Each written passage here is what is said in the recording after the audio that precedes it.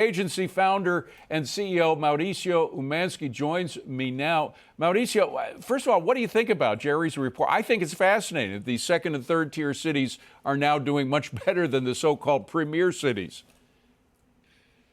Yeah, I think that's fascinating, David. I completely agree. We're seeing the same type of national migration towards value and lifestyle. We're seeing, a lot of people moving to the suburbans near metropolis areas like Frisco in Texas or Cleveland or obviously Rochester. So I completely agree with what we just heard. I've got another one for you, Mauricio. Nearly a year after the Pacific Palisades fires, a developer has built the first house to rise among the rubble. The problem is the house isn't for sale. It's a developer's example of what new construction in the area could look like. So are residents selling land to developers, or are people rebuilding and returning home? No, I think there's a combination of about a lot of stuff. The Palisades is going to come back. It's going to be resilient. Thomas James Holmes, who's a great developer, has built this as an example. They're going to be building a lot of homes. They've bought a lot of property, and they're going to be building a lot of homes. And they're also going to be building a lot of homes for clients. They're a great, great builder.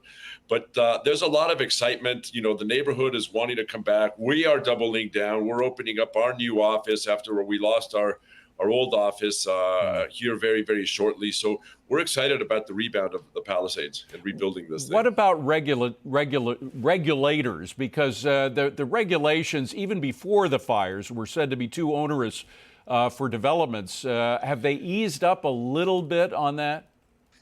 Yeah, the government and the governor's office is saying that they've eased up and we're starting to see a little bit better, but they should be doing a lot better job. This should be a lot easier to rebuild. It really should not be this difficult. Today's with technology and AI, plan checking and implementing all kinds of different things. It should just be a lot easier to be able to get permits and start rebuilding in these zones. Obviously we need to build with fire safety type of materials and new materials, and you'll start seeing some really great, I think, a new neighborhood that, a lot of future neighborhoods will follow because of the time and the technology. But we got to loosen up regulation for sure. We've heard a lot about people coming from different countries to coming in, buying up, I hate to use the word fire sale because it's diminuous of what actually happened there, but they are coming in and using cash payments to buy up some of these lots.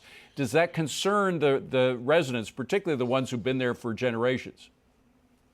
I mean, we're definitely seeing that, the people that are selling, right? So they're moving on. They're moving on with their life. They're older people. They're moving on to somewhere else. They're moving to suburban areas like we just talked about. But the people that are rebuilding, I think, for the most part, the existing residents have had the first shot at what's available. All right. And you're seeing neighbors buy up their neighbors, getting ready to expand their lot, make a little bit of a larger home, really settle down. So there's just, there was a lot of owners there that have been there for forever since, they bought their homes in the 1950s and they've been there since then, right? So there's a lot of movement and a lot of change, but I don't think that that's that concerning. Mauricio, great to see you. Thank you so much for being here. Best of luck to you.